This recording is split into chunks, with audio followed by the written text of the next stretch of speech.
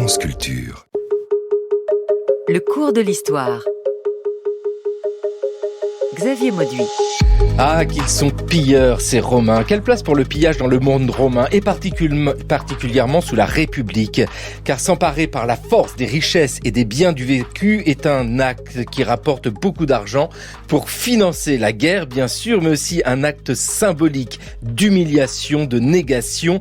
Pillage à Rome, le butin en triomphe. Qu'est-ce que c'est là-bas? Une louve? Ces jumeaux avaient été abandonnés, livrés à leur sort. La louve les a trouvés et les a nourris de ses mamelles. Un sang animal coule dans leurs veines. Je sais le chaos qu'ils ont semé. Cette cité infecte tout ce qu'elle touche. Cette ville est gangrénée. Cette armée est donc consacrée à la victoire d'abord, mais elle est aussi consacrée au pillage des provinces. La pompe triomphale fut répartie sur 3 journées. La première suffit à peine à voir défiler les statues, les tableaux, les colosses pris à l'ennemi, que transporter 250 chars. Le cours de l'histoire. On les voit en procession, on les voit transporter à la fois les trompettes du temple et également bien en évidence et au centre le chandelier du temple. Michel Tarpin, bonjour. Bonjour. Vous êtes professeur émérite d'histoire de l'art à l'université Grenoble-Alpes. Peut-on dire que le pillage est inhérent à la pratique de la guerre dès la naissance de Rome? Nous avons cette évocation ici de cette Rome antique lointaine. Alors, si on suit Tite-Live, oui. Mais dans les versions les plus anciennes, chez lui, le pillage, Rome ne pratique qu'une guerre juste, comme tant d'autres de nos jours, c'est-à-dire que c'est une guerre qui est toujours légitimée par l'agression extérieure. C'est en fait ce que nous avons transcrit sous l'appellation de terrorisme.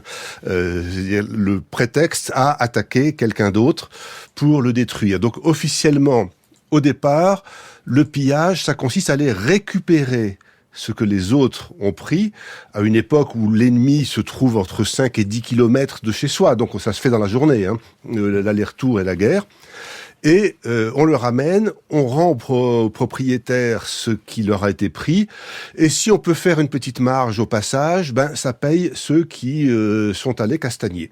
Voilà. Ça, c'est la version initiale telle qu'elle est présentée et qui permet de justifier dès l'origine la guerre de pillage pour Rome. Très vite, l'agression prend des prétextes beaucoup plus légers.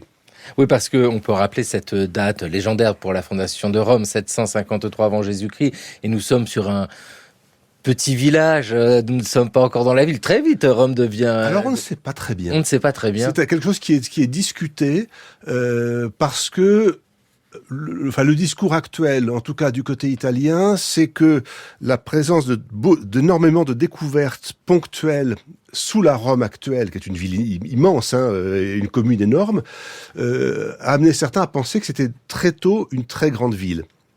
La question étant, est-ce que c'est une très grande ville ou est-ce que les distances étant ce qu'elles sont, c'est pas simplement qu'on a trouvé des petites agglomérations, parce que ce que je vous disais, j'ai fait un peu le décompte dans les sources Tite-Live ou Denis d'Halicarnasse.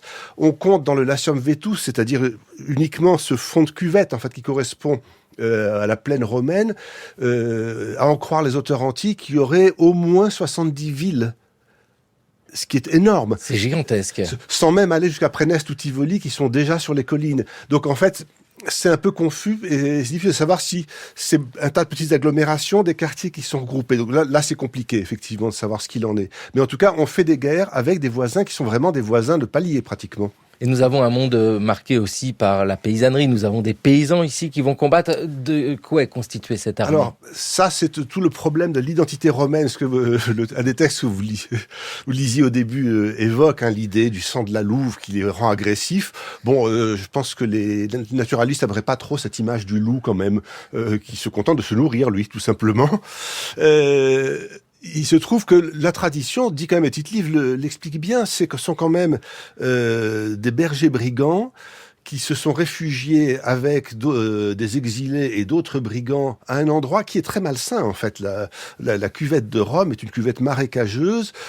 Cicéron dit qu'il y a 2 ou 3 temples dédiés à la déesse Fièvre à Rome, c'est dire. Et les aristocrates romains, encore de nos jours d'ailleurs, quittent la ville dès qu'il fait trop chaud. Donc voilà, je crois que c'est Horace qui dit que l'automne à Rome ouvre les testaments. Ah oui, À cause du d'accord. climat, oui. Le climat est très très mauvais. Le climat est très mauvais, la terre n'est pas forcément très rentable. Donc par rapport aux grands éleveurs des collines, du piémont de la montagne derrière, justement du côté de Préneste, au début Rome ne dispose pas non plus d'accès à la mer, donc il faut le conquérir. Donc ce sont des gens pas très riches sur une terre qui n'est pas extraordinaire, où il n'y a pas de ressources minérales utilisables, même la pierre est pas très bonne en fait. On comprend assez bien qu'ils aient très tôt eu l'idée d'aller prendre chez le voisin ce qui leur manquait. Petit tour à Rome. Le site où la ville fut fondée est l'un de ceux qui commandent la principale des voies reliant le pays étrusque aux colonies grecques. La traversée de la plaine inondable du Tibre, rendue plus facile en ce lieu par un resserrement de la vallée, est dominée sur la rive gauche par 2 petits plateaux à bords abrupts, le Capitole et le Palatin, semblables à 2 forteresses naturelles. La possibilité qu'offrait cette position d'intercepter très efficacement le trafic en direction ou en provenance de la Campanie a certainement compté davantage dans les mobiles du choix du site de Rome qu'une appréciation des commodités naturelles que le lieu pouvait offrir à la croissance éventuelle d'une grande ville. La principale de ces commodités, celle qu'offrait la navigation du Tibre, ne devait être mise à profit que beaucoup plus tard, en des temps où la ville avait pris déjà des proportions que ne pouvaient prévoir ses fondateurs. Elle dut grandir, en fait, sur un terrain inégal, et dont les mouvements manquent d'ampleur. Le malaise de sa croissance se révèle à quiconque découvre pour la première fois l'entassement des monuments du Forum dans l'étroite dépression qui sépare le Capitole du Palatin. En 1952, Roger Dion, géographe historien, présentait le site de Rome. Ici, nous avons un panorama assez sombre avec ce site présenté de manière géographique qui n'est pas le plus propice. Et puis, vous, Michel Tarpin, vous nous ajoutez ça avec un climat, une situation qui là aussi n'est pas favorable à la santé, mais ça n'empêche pas, et c'est là qu'on voit la détermination géographique complètement relativisée, ce qui ne veut rien dire. On s'installe là où l'on peut se développer. D'ailleurs, ça motive le fait d'aller voir ailleurs, d'aller chercher des ressources, et on l'entend bien. C'est ça qui fait que les Romains ont cette image d'être des pilleurs, au sens où, à chaque combat, ils reviennent avec un butin. Oui, alors quelquefois ça se fait sous des formes plus polies, on peut dire. On a des cas de famine au 5e siècle à Rome, et on va simplement, de l'autre côté du Tibre, demander du blé aux Étrusques. Alors au début, ça marche à peu près. Quand les Romains commencent à taper sur les Étrusques leur répondent que c'est bien gentil, mais qu'ils vont quand même pas donner du blé à des gens qui viennent les agresser régulièrement. Mais Roger Dion a tout à fait raison. Il est un des premiers à voir que, contrairement à ce que prétend Cicéron sur le charme de Rome, etc., et tous les avantages de ce lieu, en fait, non, d'un point de vue de géographe, et il connaît bien l'histoire aussi, dans ce cas-là, l'endroit n'est pas du tout favorable. C'était repris par Christian Goudineau, après, qui rappelle bien que si on veut survivre à Rome, il faut aller prendre des choses ailleurs.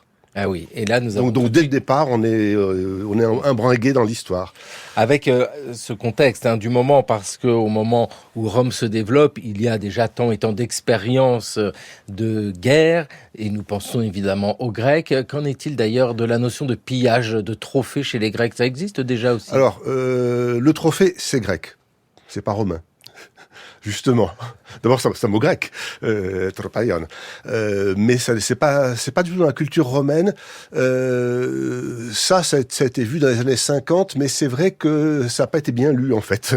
Ah oui. Depuis l'époque, les Grecs ont une pratique du trophée. Cicéron l'explique bien. Le trophée, ça consiste à planter un poteau en bois, sur lequel on accroche quelques-unes des plus belles armes de l'ennemi sur le champ de bataille. Mais, Cicéron le dit bien, pour les Grecs, ça doit être périssable. Parce que on ne peut pas construire un monument pérenne de la haine entre 2 peuples. De même que les Grecs ne font normalement pas de traité à perpétuité. leur traité de paix ou déclaration de guerre, c'est toujours avec une durée limitée. Donc on veut bien faire la paix, mais on se dit bien qu'un jour ou l'autre on va se retrouver en conflit, donc on donne une limite à la paix. Pour les Romains, le trophée, quelque chose qu'on fait plutôt à Rome. J'avais essayé de recenser les trophées sur le champ de bataille, il y en a très peu. Il y en a très peu, et quelquefois c'est parce que c'est justement dans le monde grec et qu'on veut manifester à la grecque la victoire. Il y a un cas où César en construit un, mais c'est pour cacher un trophée de Mithridate, qui ne peut pas détruire parce que le trophée est consacré. Donc il en construit un plus grand devant pour le cacher, en fait, pour indiquer que lui était vainqueur, là où Mithridate l'avait été auparavant sur des Romains.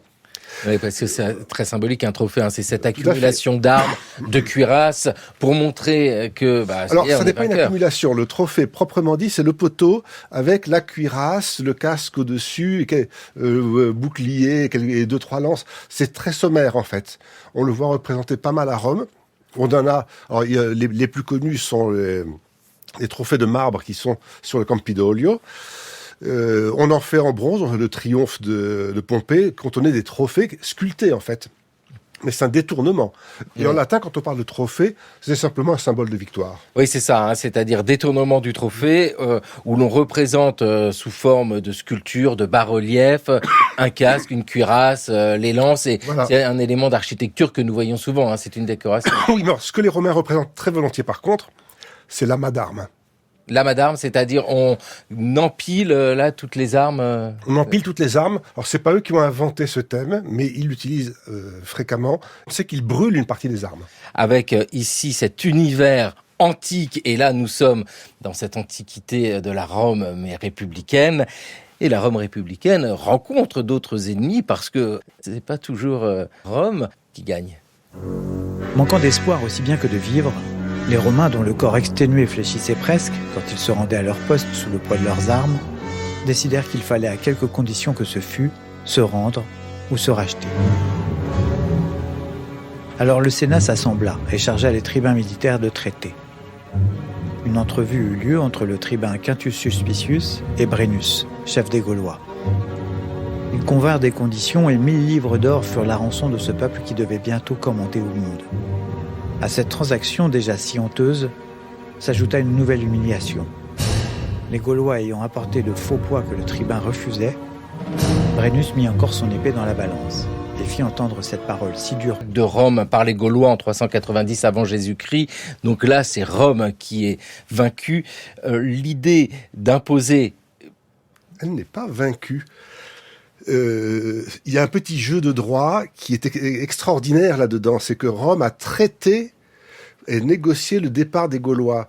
Mais en fait, Rome n'est jamais officiellement vaincue pour une raison très simple, c'est que Rome ne fait jamais sa reddition, et que tant que le Sénat reste dans Rome, et tant qu'il reste le Capitole, ou en tout cas une des collines fortifiées qui n'est pas prise, il n'y a pas de défaite.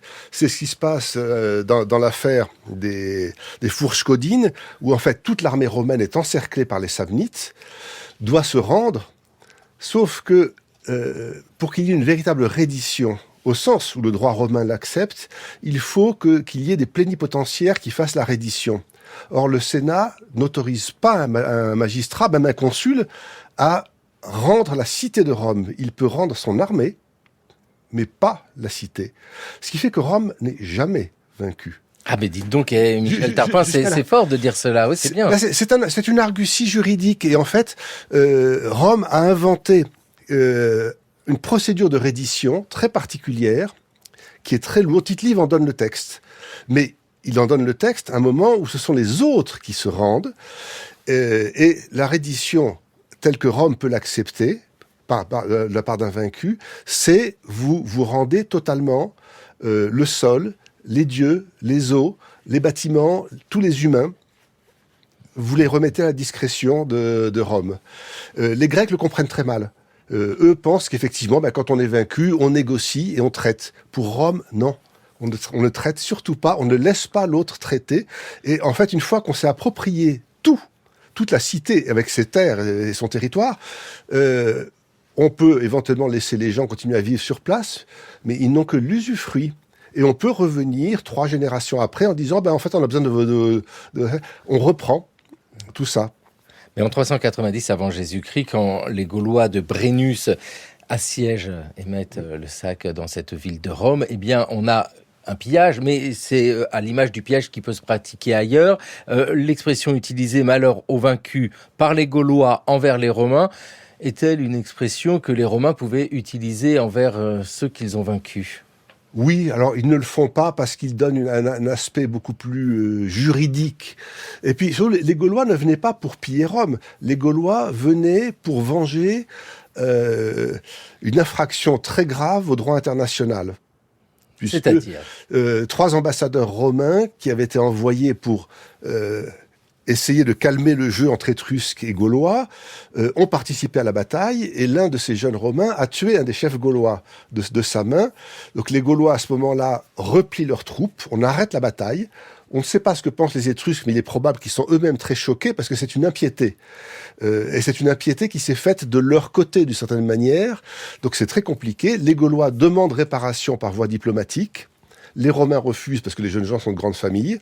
Et donc les Gaulois disent « Ok, vous avez commis une impiété grave, quelque chose qui est contre tous les traités, contre tout le droit international. Donc on va vous taper dessus. » Mais ils ne cherchent pas à prendre Rome. D'ailleurs, une fois qu'ils sont payés, ils repartent. Dans ce monde romain, donc on l'entend bien ici, Michel Tarpin, le pillage est présent au moment de la guerre, mais l'idée même de pillage, parce que le droit est souvent évoqué, entre-t-il dans des considérations juridiques ? Est-ce que le pillage est, je ne sais pas moi, théorisé, réfléchi ? Est-ce qu'il apparaît dans ce droit ? Alors, ce qui apparaît dans le droit, il y a 2 choses. Il y a d'une part le fait qu'effectivement, la victoire donne le droit de prendre les affaires du vaincu. Ça, c'est du droit international, ce qu'on appelle le droit des gens, le jus gentium. C'est quelque chose qui est normal pour tous les peuples de l'Antiquité, de manière tout à fait classique. Et puis après, il y a des séries de rituels, et les Romains, en plus, rajoutent quelque chose d'assez complexe. C'est un lexique du butin, qui leur est propre et qui permet de définir des catégories pour... Alors, c'est pas du tout vis-à-vis des autres. Les autres, à partir du moment... Les autres, s'ils font leur reddition, ou s'ils sont vraiment vaincus formellement... Alors, vaincus formellement pour un peuple, ça veut dire que l'on peut briser le mur et rentrer dans leur cité. Le rituel nécessite ensuite qu'on commence par massacrer un peu tout ce qui passe. Alors c'est plutôt chez les auteurs grecs qu'on trouve les descriptions précises de la violence d'une prise de ville par Rome. Et puis ensuite on va tout rafler pour organiser et il y a un système de partage. Et ça, c'est effectivement quelque chose qui est assez bien formalisé. Donc on est entre le rituel et le droit. Un vocabulaire particulier avec l'idée de répartir le butin entre tous ceux qui ont participé au combat ? Alors normalement oui, même ceux qui n'ont pas forcément participé, hein, le texte de Polybe sur Carthagène dit bien que les soldats qui sont restés de garde au camp, les blessés, ceux qui sont en mission pour des raisons X ou Y, ont droit à leur part de butin récupérée par leurs camarades. Donc Polybe présente justement ce modèle extraordinaire pour lui d'une armée romaine tellement organisée que le partage est parfaitement égalitaire, sauf pour le chef. Il a plus. Surtout, il y a toute une catégorie qui relève uniquement de lui. Dès que le nombre des troupes introduites dans la ville fut suffisant, Scipion en détacha, suivant la coutume, la plus grande partie contre les assiégés, avec ordre de tuer quiconque se présenterait, sans rien épargner, et de ne se livrer au pillage qu'à un signal donné. Cette extermination est un usage que les Romains ont adopté sans doute pour imprimer la terreur. Aussi, voit-on souvent dans les villes dont ils sont devenus maîtres, non seulement des hommes égorgés, mais encore des chiens coupés en 2 et les membres éparses d'autres animaux. Le signal donné, on cessa le carnage, et le pillage commença. Lorsque la nuit fut arrivée, Scipion fit commander par ses tribuns aux autres soldats de quitter les maisons qu'ils pillaient, de réunir leur butin sur la place publique et de veiller alentour.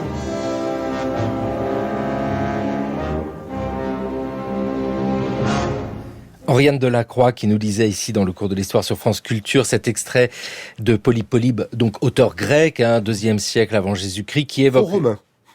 Pardon ? Grec pro-romain. Oui, pro-romain, c'est vrai, c'est bien de le souligner, et qui évoque ici la conquête par Scipion l'Africain de Carthagène notamment. On est en 209 avant Jésus-Christ, et l'idée du pillage Mais le pillage presque pour la terreur, parce que l'idée de tuer les gens, de tuer les animaux, fait aussi que le pillage a un autre rôle que simplement accumuler un butin. Alors, le meurtre rituel ne fait pas partie du pillage.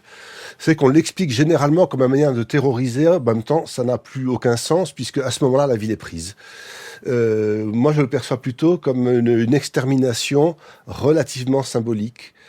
Et on voit d'ailleurs inversement la réaction, en particulier chez les Espagnols, est qu'une communauté vaincue n'existe plus, et donc que certains vaincus font le choix volontaire du suicide collectif. Donc généralement les femmes tuent les enfants avant de se suicider, pendant que les hommes, eux, résistent et se font massacrer sur place contre les Romains. Et il y a un cas en Espagne, effectivement, où les Espagnols brûlent tout, et en particulier brûlent les métaux précieux. Et quand ils veulent être vraiment sournois, ils mélangent l'or, l'argent, le plomb et le bronze. Alors quel est l'intérêt de la chose? J'avais posé la question à Claude Domergue, c'est qu'une fois que cet alliage a fondu, on ne peut plus redissocier les métaux précieux. Ah oui, donc c'est pour priver les vainqueurs du butin. Priver les vainqueurs du butin, c'est-à-dire, on les prive, et les titres livres disent bien, dans ces cas-là, on les prive de la victoire. Parce que si on ne prend rien à l'ennemi, si l'ennemi s'auto-détruit, eh ben finalement, c'est beaucoup d'efforts pour rien du tout. Dans l'idée ici du pillage, donc il y a plusieurs pistes à développer. Bien sûr, l'idée de piller parce que symboliquement, dans la pratique de la guerre, il faut piller. L'idée de piller aussi parce que ça rapporte un butin, enfin ça rapporte de l'argent. Est-ce que c'est par le pillage que l'armée est payée ? Oui et non. Là, de nouveau, si on remonte à ces textes de Tite-Live à propos du 5e siècle que j'évoquais, effectivement, l'idée, c'est lui voit ça comme quelque chose entre des petites agglomérations assez rurales. Donc il y a des Volsques ou d'autres, enfin, un autre peuple voisin qui vient piquer les moutons et les vaches des Romains, enfin, un certain nombre de Romains. Aussitôt, on sonne l'alerte. Un certain nombre de jeunes gens qui sont disponibles prennent leurs armes, galopent après les pillards qui, eux, n'avancent pas très vite, évidemment, leur tapent dessus, récupèrent tout ça et leur embarquent un peu de quoi faire un méchoui supplémentaire. Les ramène, on rend donc aux propriétaires initiaux, et ce qui dépasse sert effectivement à récompenser les quelques-uns qui ont participé à la campagne de manière assez peu structurée finalement. Par la suite, effectivement, il y a un débat assez compliqué avec les spécialistes d'histoire économique qui ont toujours considéré que les guerres de Rome ne payaient pas les guerres. Et ça, c'est un problème qu'on a aussi chez nous, pour des histoires plus récentes, savoir est-ce que les colonies étaient vraiment rentables pour l'ensemble de la France, ou est-ce que elles n'ont été rentables que pour quelques personnes aux frais du contribuable. Et donc, dans le cas qui nous concerne, la question, c'est pouvoir calculer les butins, parce que Tite-Live donne, lors de certains triomphes, une partie du butin, sauf que les économistes ont considéré que n'ont pris en compte que cette partie-là, et l'ont opposé au paiement de la solde complète à toute l'armée. Mais d'une part, comme le rappelle Caton en Espagne, il dit de toute façon, il n'y aura pas tous les soldats qui vont revenir, donc on n'a pas à payer tout le monde, ça réduit déjà un peu les choses. Et puis surtout, il y a tout un tas de catégories qu'on n'a pas pris en compte, et le fait que les soldats vivant sur le pays, généralement, on n'a pas besoin de payer la solde ou pas la solde en entier. Donc du point de vue de l'État, moi je pense plutôt, enfin si je reprends, je l'ai fait pour un article qui n'est pas publié, tout l'ensemble de ces butins, ça paye. Généralement, ça paye la guerre. Il y a des cas où ça marche plus très bien. Les guerres d'Auguste, au-delà du Rhin, chez des Germains qui n'ont à peu près rien, c'est vraiment pas rentable. Et à partir du début de l'Empire, c'est aussi pour ça qu'il y a beaucoup moins de pillages et beaucoup moins de ces grandes guerres de conquête. C'est pas très rentable. Autant les guerres d'Orient, il y a de l'or, de l'argent pléthorique. Au-delà du Rhin, à part la gloire d'aller massacrer des Germains, il n'y a pas grand-chose. Alors que 2 siècles avant Jésus-Christ, vous venez de citer Caton, il y a une cible de choix avec une richesse considérable, ou au moins fantasmée, c'est Carthage. Carthage fut avant tout, grâce à sa marine marchande, à sa marine de guerre et grâce à son empire, un grand centre de redistribution des matières premières. Les caravanes du Soudan apportaient dans les Syrtes l'or et les esclaves. Carthage importait et répartissait ensuite le blé, l'argent et le cuivre de Sardaigne, à date haute les minerais d'Étrurie, l'argent d'Espagne, les peaux et l'ivoire du Sénégal. La route maritime de l'État était entre ses mains. Ce monopole commercial était bien défendu par des traités de commerce qui interdisaient aux marchands étrangers d'aborder en Afrique ailleurs que dans son port. L'agriculture fut développée tardivement par les grands propriétaires puniques. Ceux-ci devinrent cependant, dans leur vaste domaine de vignes et d'oliviers, des planteurs exemplaires. L'industrie, relativement peu développée, comprenait surtout des teintureries de pourpre, des ateliers de tissage et de préparation des cuirs. L'art carthaginois fut peu original et étroitement tributaire de l'art grec et de l'art égyptien. Les fouilles actuelles des nécropoles puniques confirment ce manque de personnalité artistique et la profonde influence de l'hellénisme sur Carthage. L'historien Raymond Bloch qui s'exprimait ici en 1952 à propos de Carthage. Dites-nous, Michel Tarpin, c'est vrai que Carthage, là, il y a l'idée d'un enrichissement de Rome par le pillage. Dans la notion de pillage, est-ce que tout est pris? Est-ce que la volonté, c'est de rasier l'intégralité des biens, les animaux, les objets précieux, et pourquoi pas les esclaves? Alors, il y a 2 points. Alors, d'une part, Carthage n'est pas la cible la plus rentable du IIe siècle avant notre ère. Carthage est surtout une élimination, c'est Caton justement, d'Elenda Carthago, parce que tout simplement, le Sénat s'est rendu compte que Carthage se relève beaucoup trop vite de sa défaite. Carthage, en fait, n'a pas vraiment d'or et d'argent sur place. Mais à partir des années 230 avant notre ère, Rome se rend compte que Carthage est en train de s'étendre en Espagne et qu'en Espagne, elle a trouvé de l'or. Donc le programme romain est très vite mis en place. On va faire la guerre aux Carthaginois. Oui, il y a toujours l'idée que c'est Hannibal qui attaque parce que vengeance, qu'il a juré à son père et tout. Mais pas du tout. En fait, Hannibal savait pertinemment que les Romains se préparaient à aller en Espagne pour lui faire la guerre. Donc il a pris les devants. Donc le programme romain est très simple. On commence par éliminer tous les Gaulois qui sont au sud des Alpes, d'autant que eux ils ont de l'or. Rome n'a pas d'or. Il n'y a pas de mine d'or et d'argent en Italie centrale subapenninique. On l'oublie trop souvent. C'est-à-dire qu'il faut bien se mettre dans l'idée qu'au 3e, 2e siècle avant notre ère, il y a un énorme commerce international qui se fait avec une monnaie d'or qui est le statère macédonien comme étalon. Et les Gaulois de Bohême, de Moravie, de Basse-Autriche en ont des quantités phénoménales. C'est-à-dire qu'ils frappent eux-mêmes des monnaies à cet étalon international. Imaginez tout d'un coup que toute l'Europe se mette à frapper du dollar, par exemple. Et donc, les Gaulois peuvent agir sur le marché international, ils ont de l'or.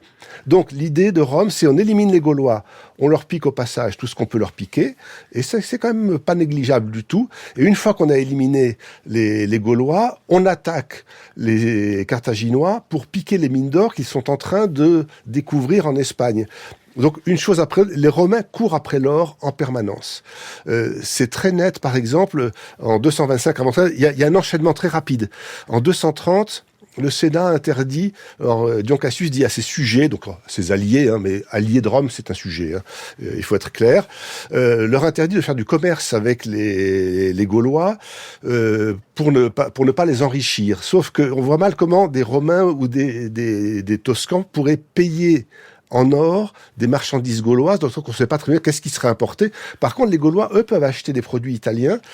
Et en fait, on a des Grecs, des Carthaginois, des Gaulois qui, eux, sont dans une économie sur un étalon or qui fonctionne relativement bien. Et au milieu, il y a des Romains qui n'ont pas tout ça, qui décident de se l'approprier par le seul moyen qu'ils ont de le faire, puisque ce ne sont pas des commerçants, ce ne sont pas des artisans non plus. Et donc, le bon moyen pour eux, c'est la guerre. Et ils la font de manière systématique. Donc, il y a ces histoires-là. On dit de même, en 225, voilà, c'est les Gaulois qui décident d'attaquer Rome une nouvelle fois. En fait, ils attaquent Rome parce qu'ils savent très bien qu'il y a une décision de les exterminer qui a été faite. Et voilà, comme ça n'a pas marché, Hannibal, lui aussi, prend les devants et attaque Rome. Donc, à chaque fois, Dion est très intéressant parce qu'il permet d'éviter les prétextes que Tite-Live rajoute pour légitimer systématiquement l'action de Rome. Et on voit bien qu'en fait, il y a un projet d'expansion, d'appropriation de territoire qui est parfaitement mis, qui est considéré comme légitime. Oui. C'est ça, c'est pensé comme légitime et dès lors le pillage est légitime puisqu'il s'inscrit de toute façon dans la manière de pratiquer la guerre. Il faut des matières premières. on ne vit dans le commerce international que par l'or. Donc, s'il y a de l'or chez les voisins, il est légitime de le reprendre. Ça fait partie de la sécurisation du territoire national. Donc, l'Espagne, pour l'or. Il y a Carthage, parce qu'on l'a bien compris, Carthage, des liens avec l'Espagne. La Gaule, bien sûr. Où trouve-t-on de l'or encore, ce qui pourrait intéresser? En Orient. En Orient, début 2e siècle avant notre ère, c'est très rapidement la guerre à la Macédoine, qui est richissime, puisque c'est elle qui frappe les étalons, la monnaie étalon du grand commerce méditerranéen, et puis ensuite le royaume de Syrie, qui est lui aussi richissime. Avec l'idée pour ces Romains de pratiquer des guerres, au sens où ils la trouvent juste, où ils la justifient. On s'empare des richesses. Ces richesses, donc, je disais, diverses, parce que l'or, c'est une chose, mais il n'y a pas que l'or. Il y a tout ce qui peut représenter des biens, au plus près des soldats eux-mêmes, j'imagine, la nourriture, tout ce qui est là, jusqu'aux esclaves. Oui, alors les esclaves, ce sont les captifs, avec deux catégories qui sont les captifs libres et les captifs esclaves. Oui, un captif libre, c'est un concept bizarre, mais c'est le seul moyen de le dire. L'esclave étant statutairement dans toutes les cultures un objet parlant dans le droit romain. Capturer un esclave, c'est comme capturer un objet. Par contre, évidemment, les libres, quand on les capture, on transforme leur statut pour en faire des esclaves. Ils seront généralement vendus. Alors, on ne fait pas ça dans toutes les cités, tout le temps, avec tout le monde, parce que, dans certains cas, comme on ne sait pas très quoi faire du territoire qu'on vient de prendre, on laisse les gens sur place, mais en leur imposant une taxe, ce qui est une solution. César, par contre, fait de la vente en gros. Il explique bien qu'il vend par lot. Donc il fait un décompte global et il négocie avec des grossistes le prix. Alors, je ne sais absolument pas comment les grossistes ensuite peuvent partir du nord de la France avec des dizaines de milliers d'esclaves pour aller les vendre sur le marché à Marseille ou en Italie. On n'est pas documenté là-dessus, mais c'est un des grands profits et qui souvent va ensuite dans le trésor public. La vente des esclaves, effectivement, fait partie des grands profits. Alors, une des différences notables quand même, c'est que les guerres en Orient, ce ne sont pas des guerres d'extermination comme elles le sont en Occident. Au début, on traite avec les rois, et puis progressivement, on prend leur place.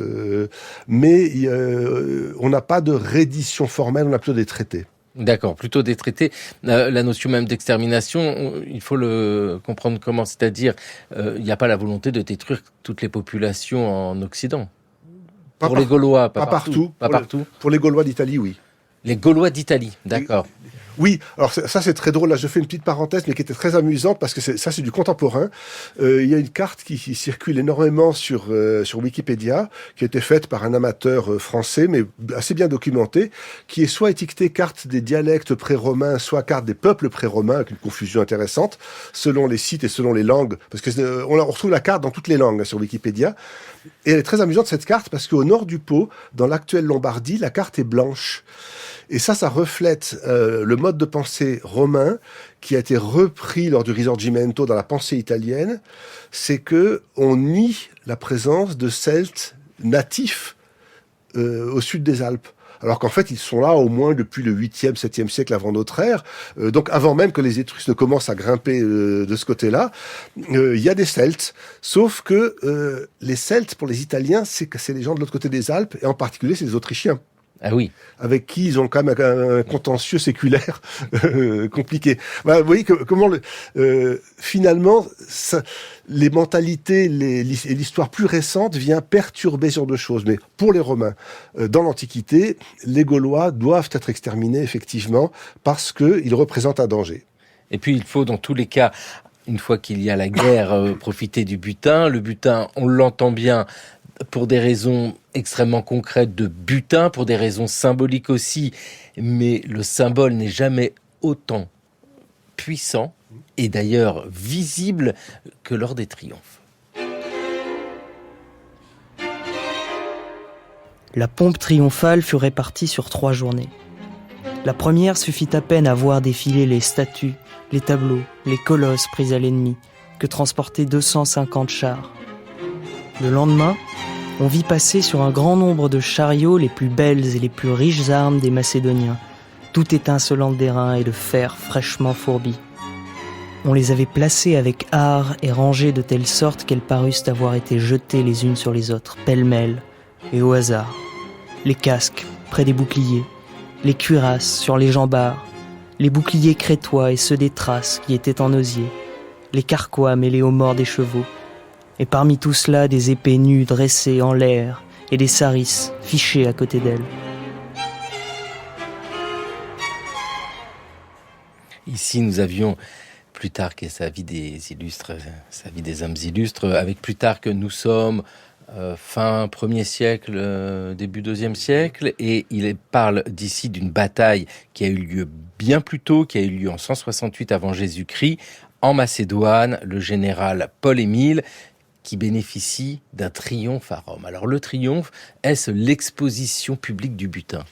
Alors c'est en partie ça. Le triomphe, il y a eu beaucoup d'études sur le triomphe, mais qui ne sont pas toujours reparties vraiment de la question de quand est-ce qu'il commence. Alors, on ne sait pas. On ne connaît pas le premier triomphe. C'est-à-dire qu'il y a plusieurs possibilités. On dit souvent que c'est Romulus rentrant avec les dépouilles opium, mais en fait non, parce que ce que décrit Tite-Live, c'est quelque chose qui n'est pas la procédure du triomphe. Dans le triomphe, le général rentre avec son armée en marche. J'aurais tendance à penser plutôt, parce que j'évoquais ces guerres très primitives où on va reprendre le butin, et en fait le triomphe, c'est une formalisation du retour de l'armée vainqueur avec effectivement son butin qu'on présente, et tout le monde peut voir comme ça concrètement. D'ailleurs, il y a une règle qui est quelquefois violée, mais qui normalement s'impose, qui est de revenir avec l'armée, de manière à ce que les soldats puissent témoigner véritablement du triomphe et que le général n'aille pas bidouiller un peu sa victoire ou n'aille pas masquer des pertes trop importantes, par exemple. Alors, on a parlé d'un droit du triomphe. En fait, il y a un texte qui mentionne un truc de droit. En fait, le texte le plus fondamental, c'est celui de Polybe au livre 6, quand il fait sa description ethnologique de Rome. Et il dit que le Sénat a une puissance extraordinaire parce que c'est lui qui maîtrise les finances et, dit-il, en particulier, c'est lui qui décide s'il va financer ou pas le triomphe. Mais c'est de nouveau un problème de droit. C'est-à-dire que lorsque c'est un consul ou un dictateur qui va triompher, il n'a pas besoin d'autorisation particulière puisque son imperium lui permet de rentrer avec ses troupes dans Rome. Lorsque c'est un pro-magistrat, donc quelqu'un qui était prorogé, ou, après les lois de 51 avant notre ère, quelqu'un qui a été nommé pro-magistrat, comme Cicéron quand il part en Cilicie, lui n'a pas le droit d'entrer dans Rome. Il doit donc se faire voter, avec l'aval du Sénat, un imperium de 24 heures, enfin d'une journée, qui lui permet de rentrer avec son armée dans Rome, et ensuite tout le monde se sépare.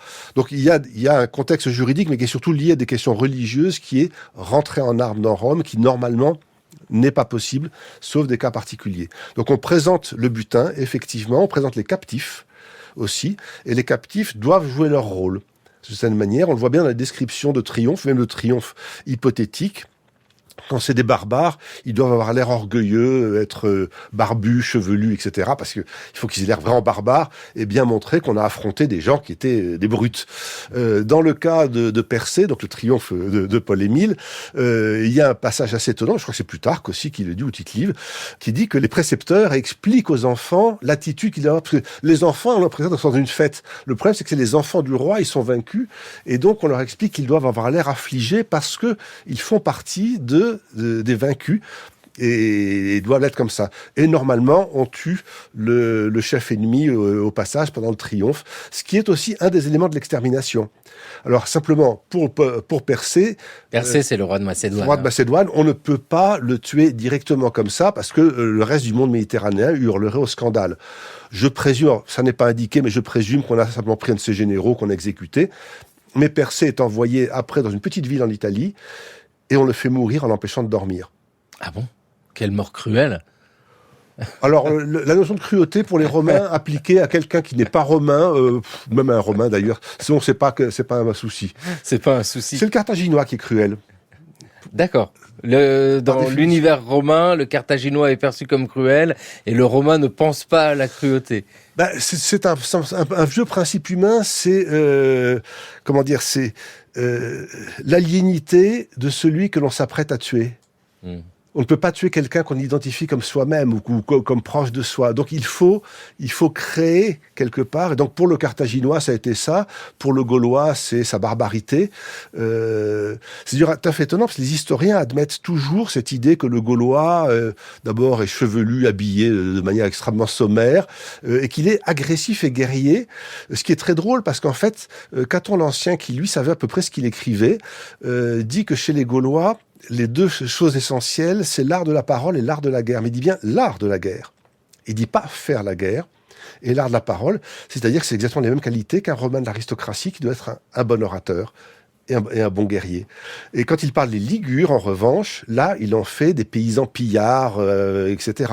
Et donc, le Celte n'est pas du tout... Il y a une image du Celte qui est fabriquée progressivement, à partir de Brennus, justement, et qui était parfaitement adopté. Ce qui est très drôle, c'est qu'en fait, la Troisième République a inscrit le français dans l'héritage de ce Gaulois barbare, chevelu, indiscipliné, qu'on retrouve dans les bagarres d'Astérix. C'est celui-là, oui. Avec ces stéréotypes déjà en place. Et dans ces stéréotypes-là, il y a pour l'historien Michel Tarpin des sources pour étudier le triomphe, parce que le triomphe, nous l'avons évoqué de manière littéraire, notamment avec Plutarque, mais il se retrouve ailleurs. Et puis il y a ce que vous avez cité, ces triomphes stéréotypés, au sens où ils ne représentent pas foncièrement un triomphe précis, où chaque personnage doit répondre à l'attente du moment. Et dans ces triomphes-là, représentés sous forme de bas-relief par exemple, on voit des trésors, on voit des vases, on voit des objets transportés, ramenés à Rome symboliquement. Alors, on n'en a pas beaucoup et souvent, ce sont des petites frises. Il y a une exception que vous avez mentionnée au tout début de l'émission, qui est effectivement l'intérieur de l'arc de Titus, parce qu'on y a fait figurer, sur un des côtés, deux éléments ethnologiques fondamentaux qui définissent le triomphe sur Jérusalem. Mais les autres petites frises qu'on a, aussi sur l'arc de Titus, sont en fait beaucoup plus génériques, on va dire, parce qu'en fait c'est pas indispensable. Tout le monde identifie que c'est un triomphe, et après le détail, il est écrit, il est compté ailleurs, les questeurs ont enregistré ce qui est rentré dans le trésor, donc ça n'est pas vraiment utile. En revanche, ce que notent certaines sources et qui évidemment n'est pas enregistré, c'est le fait que certains gros butins ont des conséquences financières dramatiques. Comment ça ? Si vous ramenez énormément d'or et d'argent et que vous le distribuez, c'est le prix de la terre qui va tout d'un coup flamber, le cours de l'argent qui va s'effondrer. C'est comme faire tourner la planche à billets dans nos sociétés actuelles. Et ça, on n'en est pas très bien conscient. Ça arrive à Octavien quand il revient d'Alexandrie avec l'énorme butin égyptien. Et là, il y a effectivement une chute du prix de l'or qui est monumentale. Et en revanche, le prix de la terre, qui est une valeur beaucoup plus stable, augmente énormément parce que tout le monde veut acheter, et tout le monde a de l'or, donc les propriétaires font remonter. L'aspect économique du butin, à mon sens, c'est quelque chose qui peut encore justifier pas mal de recherches. Oui, parce qu'ici, il y a tellement de travaux à effectuer avec des sources non pas difficiles d'accès, mais la nécessité, incomplète, et puis de savoir les lire, parce que cette notion de pillage de butin apparaît un peu partout dans différentes sources, mais pour en avoir une lecture globale, il faut se saisir de cet ensemble. Il est facile ou concevable d'imaginer une chronologie de la perception du butin, de ce que nous évoquions au début d'émission avec ces premiers butins à quelques kilomètres et l'évolution que vous nous avez expliquée, Michel Tarpin, de plus en plus codifiée de ce butin, cette nécessité de bénéficier de monnaie, de métal. Est-ce qu'on voit l'évolution de la perception du butin ? En fait, ce qui est assez étonnant, c'est que les trois termes qui sont spécifiques pour le butin, praedas, polia, manubier, ces trois termes sont absolument continus. Les Romains n'aiment pas tellement créer des néologismes. Le grec est beaucoup plus souple de ce point de vue-là et permet beaucoup plus d'arrangement de mots. Donc on a les mêmes trois mots latins qui ont servi à la fois à évoquer le butin consistant à aller prendre des moutons chez les Volsques, et pour finir, aller prendre des trésors royaux en Orient, donc des choses qui n'ont rien à voir. Ou tout simplement, vous avez évoqué Paul-Émile tout à l'heure, Paul-Émile, dans les manuels d'histoire actuels, est un grand helléniste, un grand hellénophile, on va dire, il aime les Grecs, etc. C'est un personnage, il est ignoble, ce personnage. Enfin, c'est le général qui a combattu le roi macédonien. Oui, de Persée, c'est le vainqueur de Persée, mais c'est un personnage absolument effroyable. Il va jusqu'à faire connaître ses décisions aux Grecs après sa victoire en latin, en se faisant traduire par son prêteur. Il parle parfaitement le grec.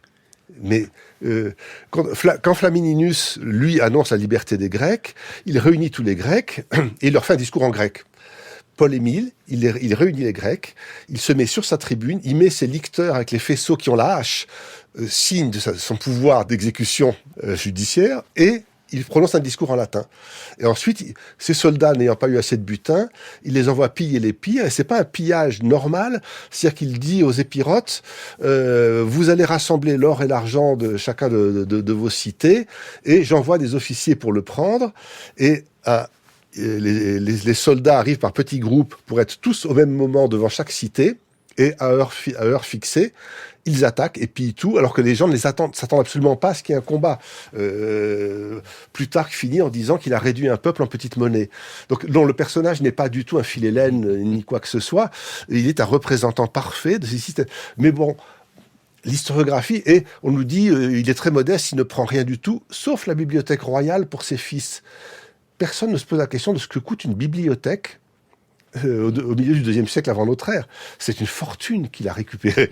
Oui, donc il a eu sa part du butin sans aucun souci. Très confortablement. Puis, nous évoquons avec vous, Michel Tarpin, ces pillages romains vers des peuples extérieurs, ces butins venus d'ailleurs. Mais à l'intérieur même du monde romain, il y a la notion de pillage que nous croisons avec Cicéron.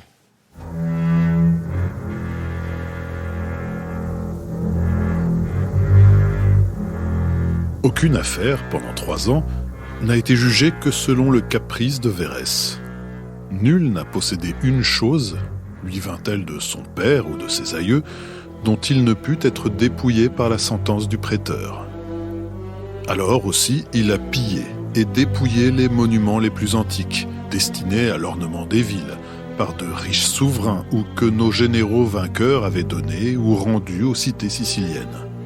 Et ce n'est pas seulement sur les statues et les ornements publics, mais sur les temples consacrés aux cultes les plus saints qu'il a exercé ses brigandages.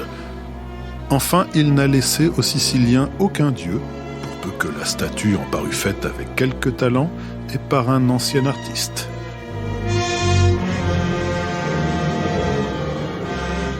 Le Contre Vérès de Cicéron, 70 avant Jésus-Christ, lu par Nicolas Berger dans le cours de l'histoire. Michel Tarpin, Cicéron, le procès contre Vérès, personnage qui a pillé la Sicile. C'est ainsi qu'on pourrait le présenter. C'est un pillage interne.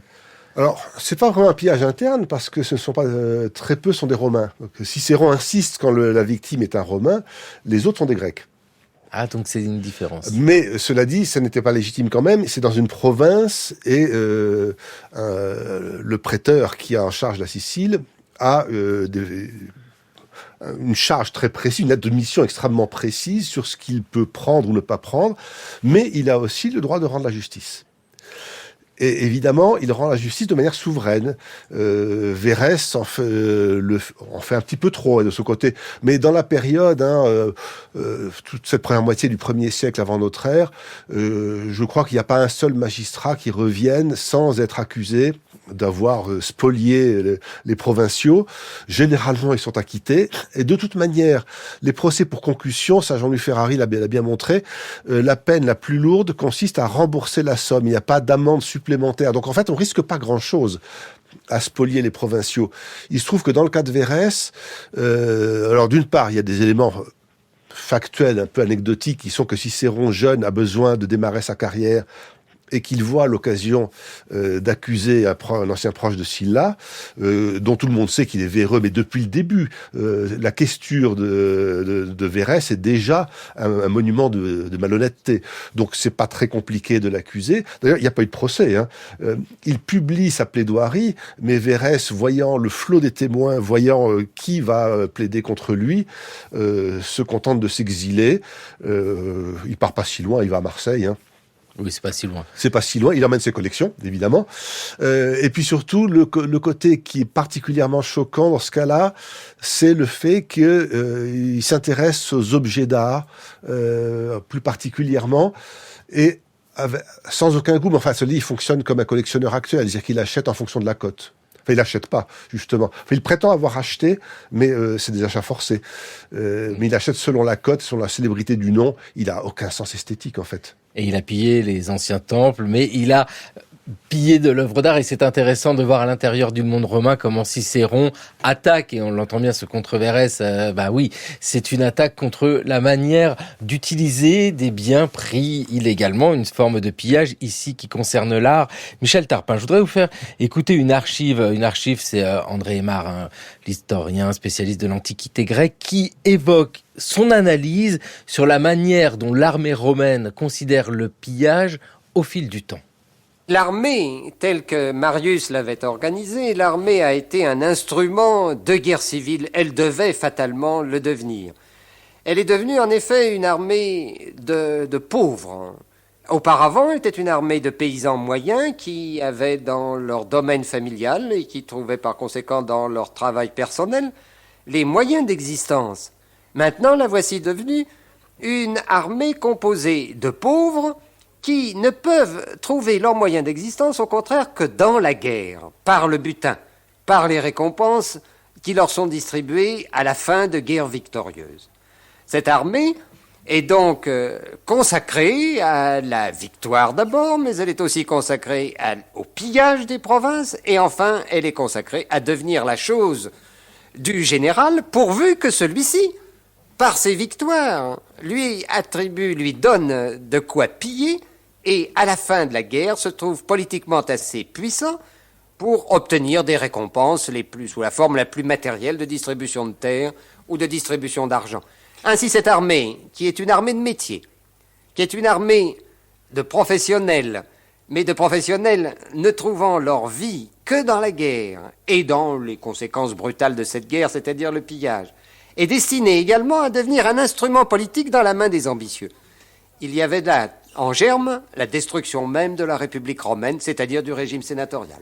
André Aymar, ici en 1958. Dites-nous, Michel Tarpin, alors le germe de la fin de la République se situe dans l'armée, dans sa manière de considérer le butin et les pillages? C'est une vision assez ancienne, je dirais, de droite et très bourgeoise, qu'il représente. En fait, bien avant déjà, les soldats tiennent à avoir du pillage. Et puis, de toute manière, dès que les guerres durent un petit peu longtemps, ce qui se produit dès le milieu du IIIe siècle avec la première guerre punique, ce soldat paysan propriétaire, il n'est pas propriétaire d'un très gros lot, et s'il reste plusieurs années, ou même ne serait-ce qu'une année complète, il ne peut pas faire sa culture. C'est-à-dire qu'effectivement, à l'époque très archaïque, je dis, on part quelques jours, en fait. À l'époque de Camille encore, les épisodes de Camille, ça va très vite. On lève l'armée le matin, on est arrivé face au camp ennemi dans l'après-midi, on se tape dessus, si vraiment c'est pas décisif, on reprend le lendemain matin, mais en quelques jours, tout est fini.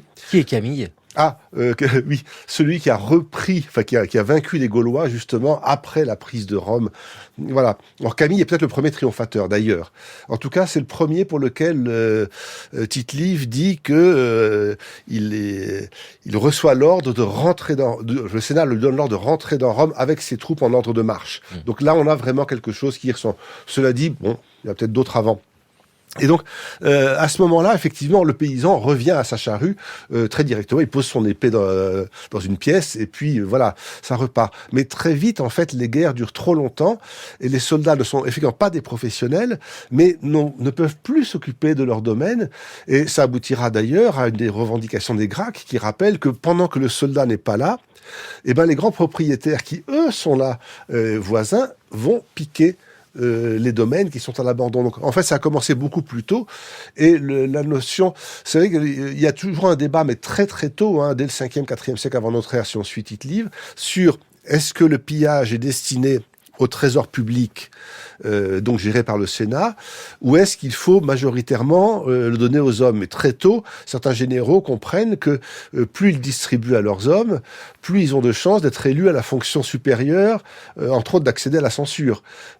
Indispensable si l'on veut construire un temple votif et mettre son nom sur ce temple pour rappeler des victoires, ça servira à la carrière des descendants.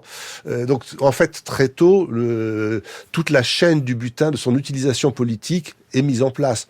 Simplement, c'est systématisé à partir du moment où les tensions civiles se font et où effectivement, il y a une armée qui devient progressivement une armée de métier. Avec ici ces butins qui sont omniprésents, on l'entend bien, la nature de l'armée entre la République et l'Empire, se tournant avec Octave Auguste, ne change pas l'idée de pillage. C'est-à-dire que sous l'Empire, il y a toujours du pillage. Et quand un ennemi est vaincu, on pille ses biens. Mais dans le sens que vous nous expliquiez, Michel Tarpin, ce sens rituel aussi, pour montrer qu'on est réellement le vainqueur. Oui, simplement, comme je le disais, au-delà du Rhin, il n'y a plus grand-chose à piller, d'une part. Là, l'armée est vraiment professionnalisée, mais de manière absolument institutionnelle, en fait, parce que l'armée de Marius, de César ou de Pompée reste une armée de milice, officiellement. Même si elle a une solde, seuls certains peuvent s'engager, et puis, ils combattent officiellement pour Rome. Alors, César joue un peu là-dessus, avec, je vais passer un ou deux textes, c'est assez amusant, quand il distribue de l'argent à ses hommes, il le fait praeda et nominé, c'est-à-dire au titre de la praeda. Alors que normalement, l'argent ne fait pas partie de la praeda dans les catégories de butin, mais comme la guerre dure quand même 10 ans, la guerre en Gaule, il anticipe ce qu'il pourrait leur distribuer après un triomphe, surtout au moment où il sait que le triomphe, ça va pas être pour tout de suite, parce qu'il y a Pompée qui l'attend. Et donc, il utilise une astuce nominaliste pour que les soldats aient leur part de butin, histoire de les rattacher un peu plus à lui. La praeda, c'est ce butin commun, en fait. Voilà. Paul Émile avait fait le contraire. Il avait été un peu rapia sur la part donnée aux soldats. Résultat, quand il rentre à Rome, les soldats votent contre son triomphe. Ah oui, parce qu'il s'est fait mal voir par ces soldats-là. Voilà. Et puis, pour terminer, on peut rappeler tout de même que dans tous les cas, tout le temps, quand l'armée arrive quelque part, elle va prendre des choses, elle va se nourrir chez le paysan du coin, toujours, elle va prendre les animaux. Alors, on n'a jamais compté les morts de faim à la suite des guerres de Rome. Mais vous pensez que c'est immense, parce que les paysans n'ont plus rien après. Quand il y a 8 ou 10 légions de César qui passent sur la Gaule et qui prennent de quoi se nourrir tout l'hiver, que vont manger les paysans ? Merci à vous, Michel Tarpin, d'être venu dans le cours de l'histoire nous parler pillage. Mais on a bien vu que cette notion de pillage est beaucoup plus complexe que simplement l'idée de prendre les biens pour se les accaparer et puis montrer que c'est bien nous le vainqueur. Merci beaucoup à vous. Merci à vous. Prochain épisode dans le cours de l'histoire, l'art à la pointe de la baïonnette, pillage allemand pendant la Grande Guerre. Les hautes parties contractantes sont convenues de ce qui suit. Je suis un objet d'art. J'ai été pillé. Il est interdit de livrer au pillage une ville ou localité, même prise d'assaut. L'article 27 de la Convention de la Haye de 1907 dans le cours de l'histoire sur France Culture, une émission qui est réalisée par Thomas Beau à la technique Grégory Wallon, émission consacrée au pillage. Et pour poursuivre cette notion de pillage, il y a l'émission Brigands des histoires hors la loi, brigands de chemin, ça dépouille dans le monde romain. C'est une émission du cours de l'histoire à écouter sur franceculture.fr et l'appli Radio France. Le cours de l'histoire, une émission préparée par Jeanne Delecroix, Raphaël Laloum, Jeanne Copet, Solène Roy et Maïwen Guizou. Émission à écouter, à podcaster sur franceculture.fr et l'appli Radio France.